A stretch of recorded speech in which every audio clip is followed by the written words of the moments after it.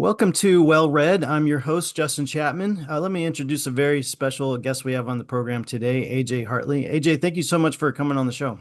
Not at all. Thank you for having me. AJ is a very prolific and award-winning best-selling author of, I believe, 27 novels in a variety of genres, including mystery and thriller and fantasy and historical fiction and young adult novels.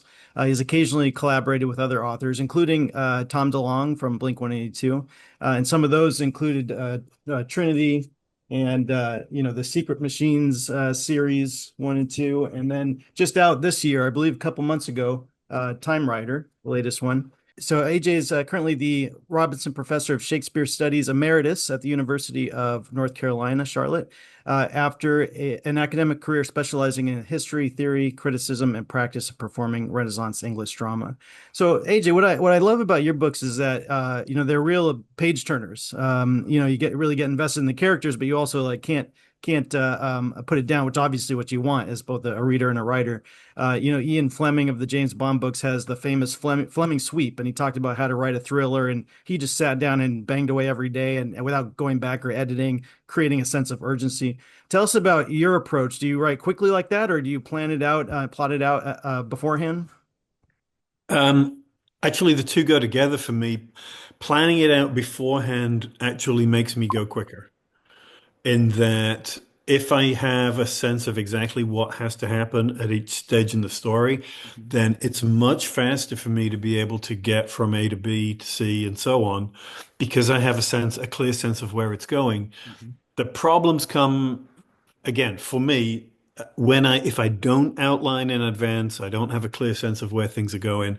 That's when I'm most likely to get to a point where I feel stuck, or that I don't know how to get my character out of the situation, or it starts to feel like the pace is flagging. I've noticed that sometimes I can sit down at the computer. I love writing, so I sit down at the computer and sometimes I can write for hours and nothing happens. I mean, in the story, nothing's Right. happening. I get into like a really fun dialogue and I'm like, okay, yeah, this all has to go because we're not moving forward at all.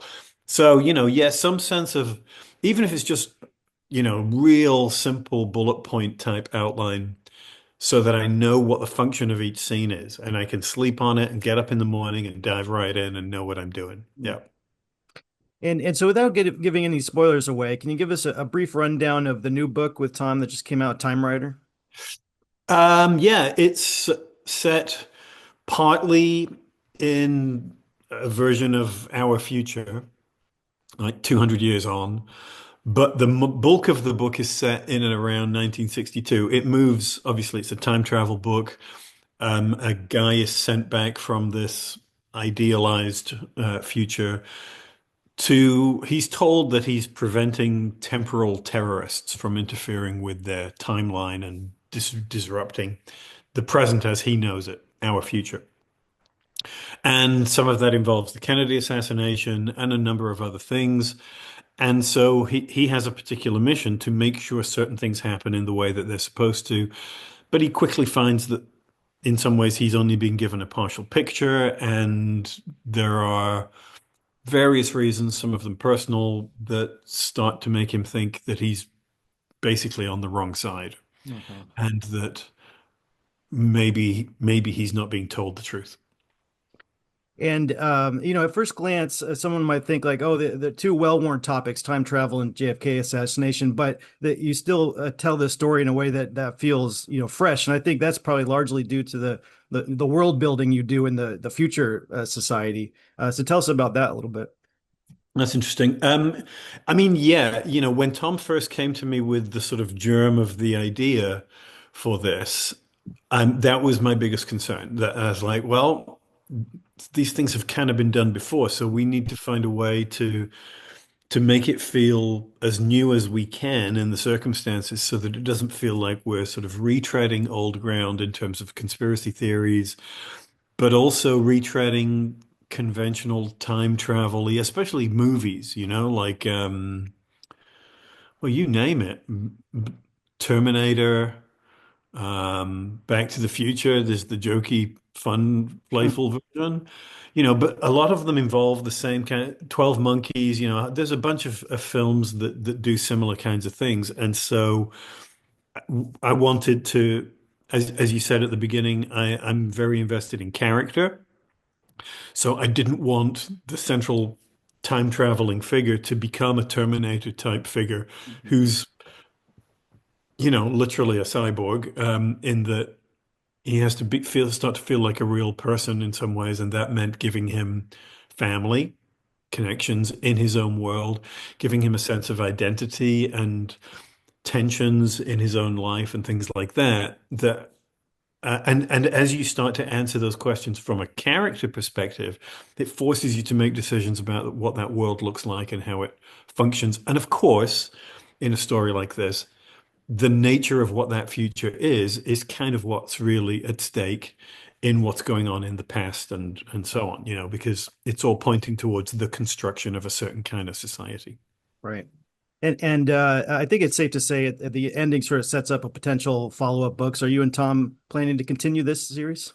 I mean, I know that Tom intends there to be a series, but we haven't talked about when to do another book in that series, or even necessarily if I'll be the person writing the book with him.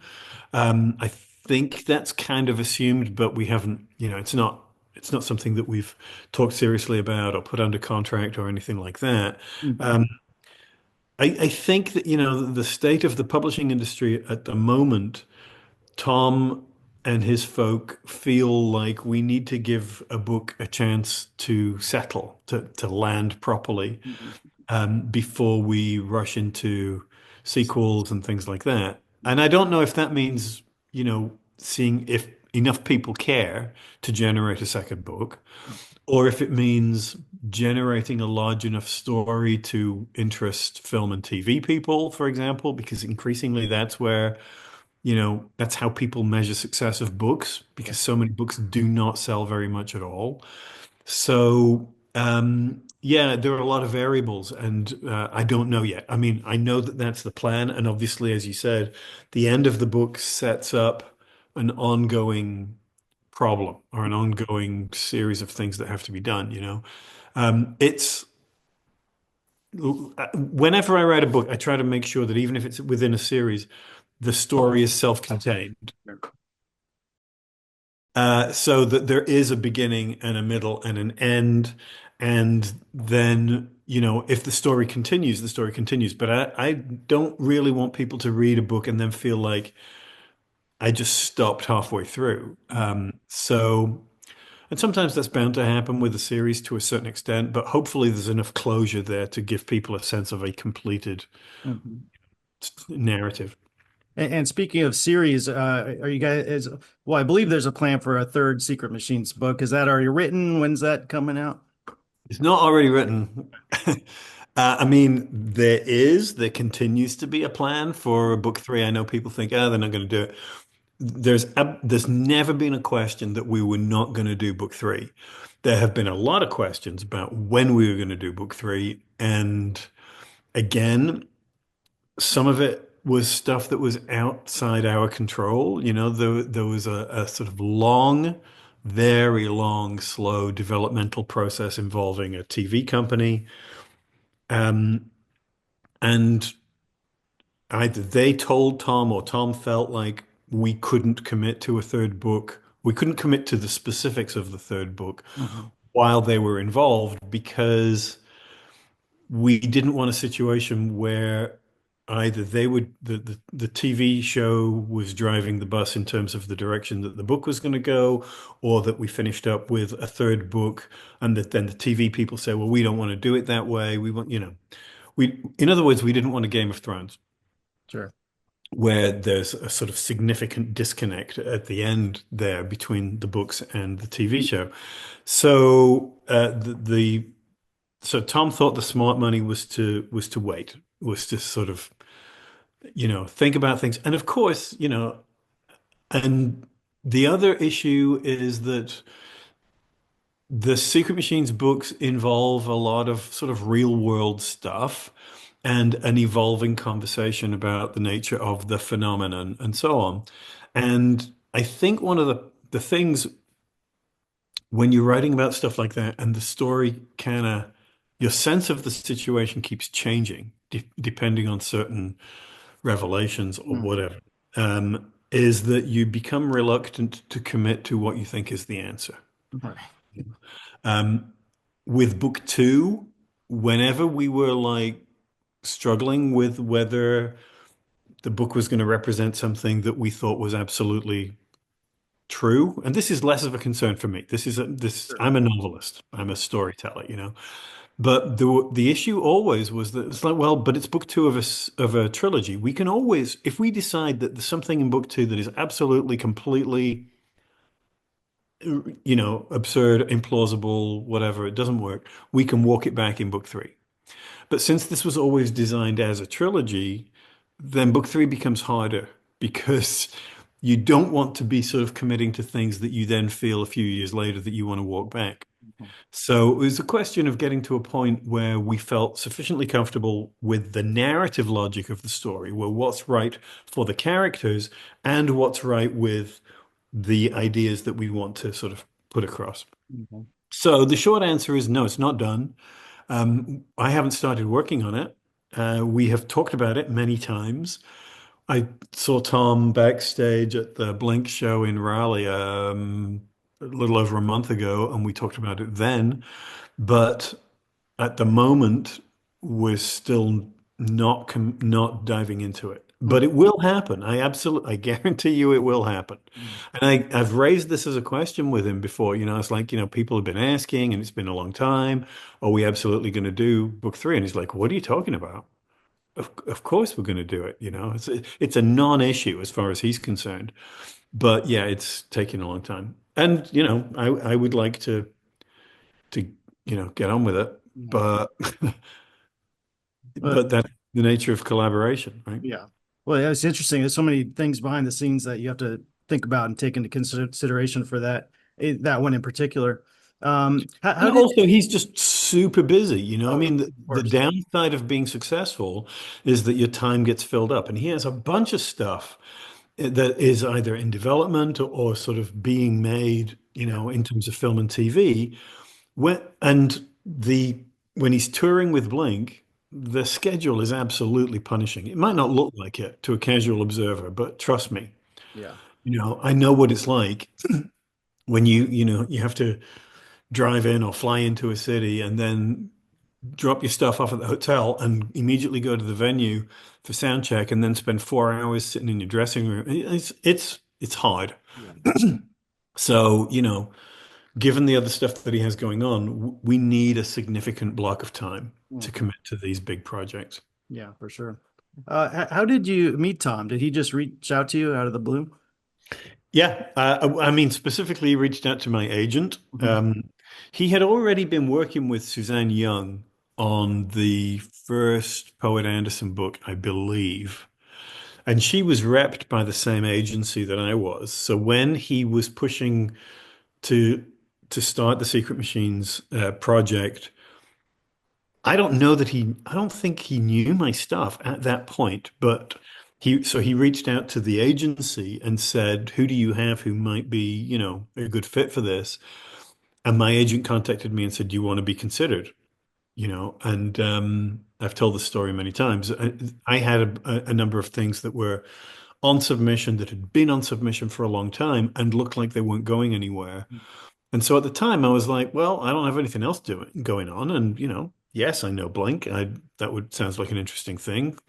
So I took the first calls just kind of out of curiosity, to see what this might be. And Tom is a very charismatic, compelling, Mhm. forceful personality. Yeah. And, I remember the first time we got off the phone with my agent, and as soon as Tom was off, and she was like, he should run for president, because he can make you believe anything, Mhm. because he does, because he's absolutely focused and dedicated and driven and excited about what he's doing, and that's a pretty compelling thing in a collaborator. So yeah, that's how I got involved. Mhm. And it sent you off on this whole adventure since then. And going to Blink shows and all of that. And Yeah. he's put you to work too, right? I mean, he's like, Yeah. I want all, you've written a lot of books since then, as part of that collaboration. How do you guys work together? Does he come to you with an overall idea for a story and then you do most of the fleshing out, or do you actively work together and write together throughout the process? We collaborate quite a bit on that sort of outlining, diagramming, raising, he it generally comes up with the premise and with certain particular things he wants to hit along the way. Mhm. And then I will start researching and outlining strategies to do that. And I'll run that stuff by him and he will, make suggestions and maybe sometimes we'll involve other people. Like with Time Rider, we were involving Peter Lavender, whose Sinister Forces books were in part an inspiration for this project. And he has a couple of other people he works with more in the film department over there. So yeah, we'll talk a lot at that stage, and then I do a first draft. I mean, I do that pretty much by myself. I think with the first project, which was the first Secret Machines book, I was sending him chunks of stuff, and he was reading and responding along the way. But as I said, once I know where I'm going, I like to get on with it. Mhm. And if he has approved the larger outline, I don't want to be sending chunks to people and then sitting on my hands for weeks waiting for them to respond, when frequently the response is, yeah, this is great, keep going. And I'm like, well, I could have been. Right.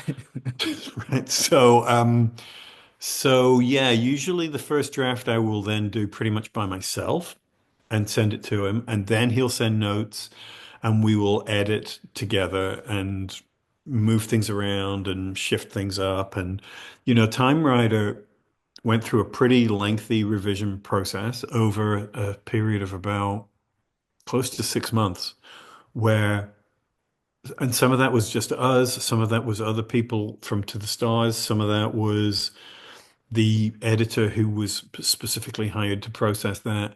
But the book got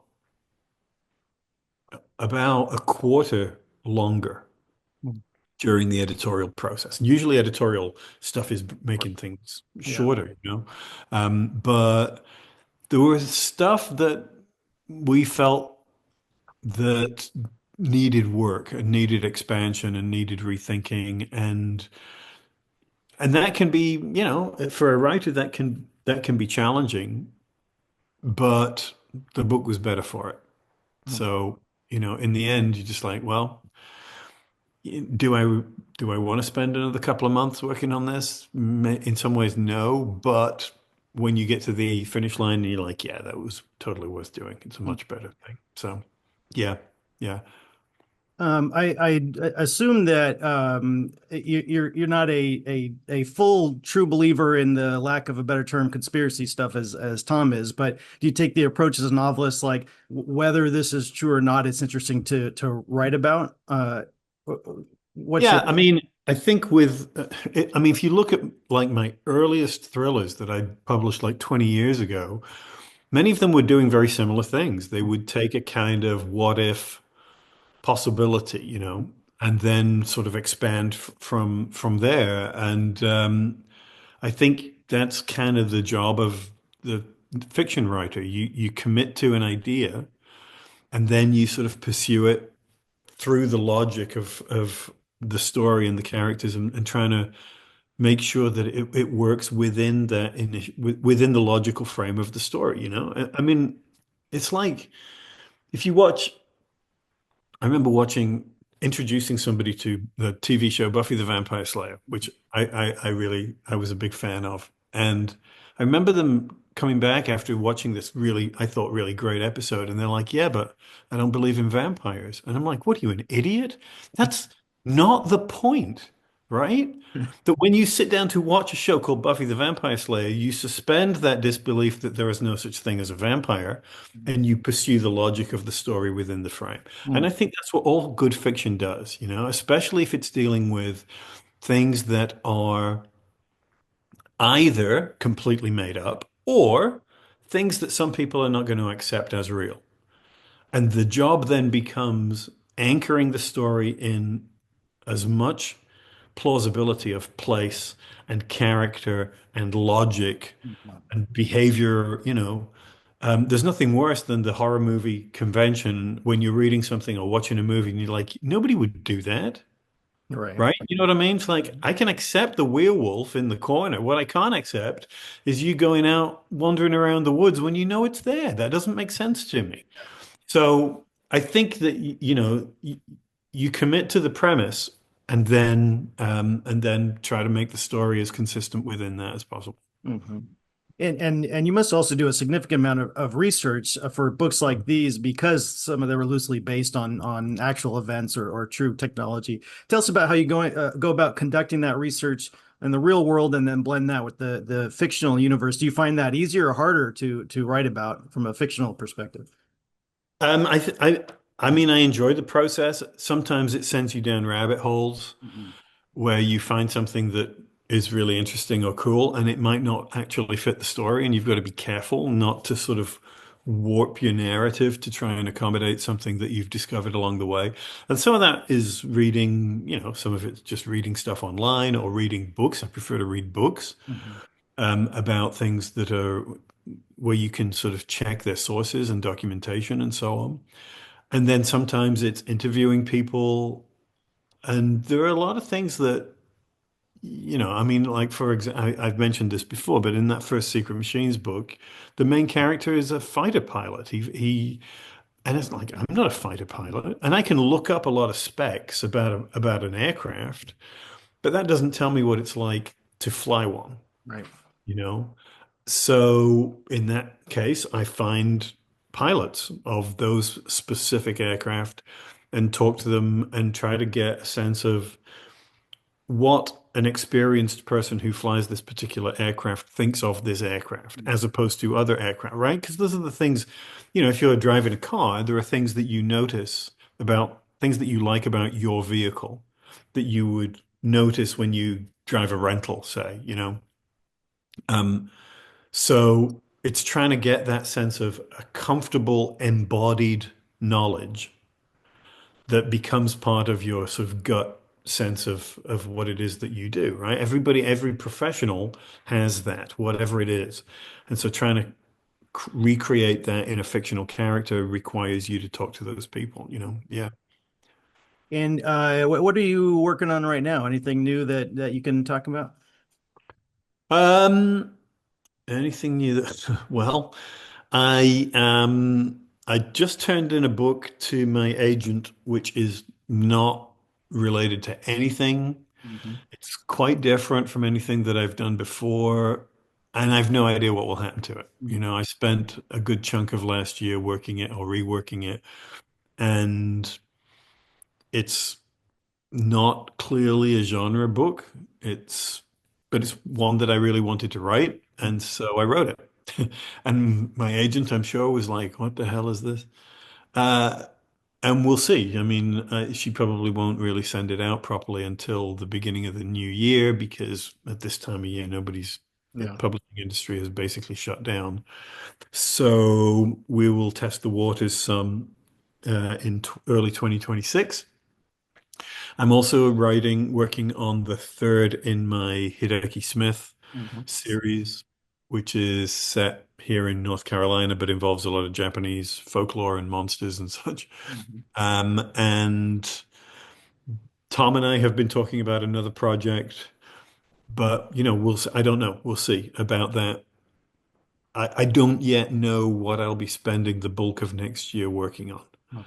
I'm hoping that I'll have Hideki 3 in pretty good shape by the time I go to Japan in February, and then can just do some more revision and such later on. But what comes after that, I don't know. Well, great. Well, and finally, where can people learn more about your work? My website is ajhartley.net. I have a couple of YouTube channels. One which is a new channel, which is very under subscribed at the moment, um, which is writing focused and talks about exactly the kind of things that you and I have just been discussing. and that's called like AJ Hartley's Weird Writing Life or something Uh-huh. equally bizarre. And the other channel is almost all Japanese music centered, other Japanese cultural stuff as well. But I talk a lot about contemporary Japanese rock music. Cool. Well, AJ, thank you so much for taking the time and coming on the show and talking about your work. I really appreciate it. Not at all. Thank you. I appreciate it, Justin. Everybody go out and order Time Rider and all of other AJ's works. Indeed.